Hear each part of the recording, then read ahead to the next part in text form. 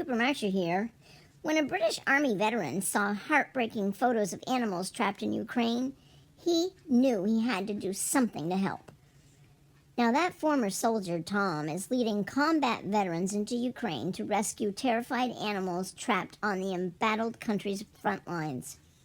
We're driving 1,000 miles a day some days to get these animals, the Army veteran told Fox 2 Detroit. Tom's combat rescue team, Breaking the Chains, isn't simply a British affair. These veteran rescuers will soon be joined by 2 U.S. veterans joining the fight to save Ukraine's innocent animals.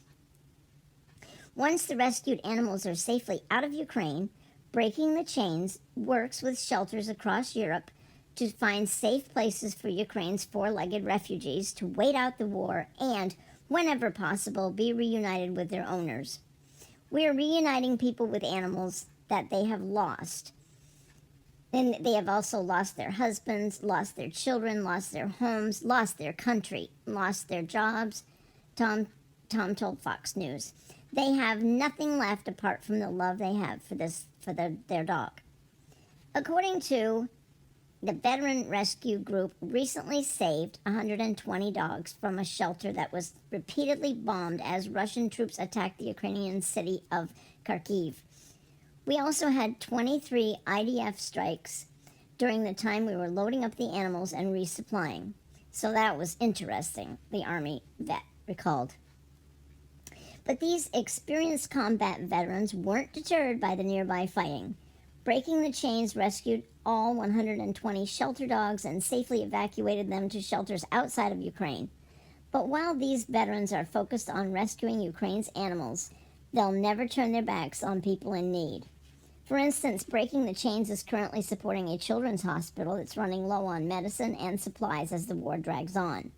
As bombs drop all around them, some of these kids who are too sick to flee are apparently even having anxiety-induced seizures. We won't just ignore people because we are here to help animals. We will help however we can, said Tom, who works as a photographer and animal rights activist when he's not saving people and animals from active war zones. No matter what happens, if it gets to a point where they are surrounded, they can't get out, we will be there for them and to make sure they're all right, the veteran said. We won't leave them. These veterans, including Tom, who has 2 daughters back home, have sacrificed a lot to come to Ukraine, but they also feel called to help animals trapped in this war. There is no animal that's more compassionate and loving than a dog, the veteran animal rescuer said. Well, I say maybe a cat.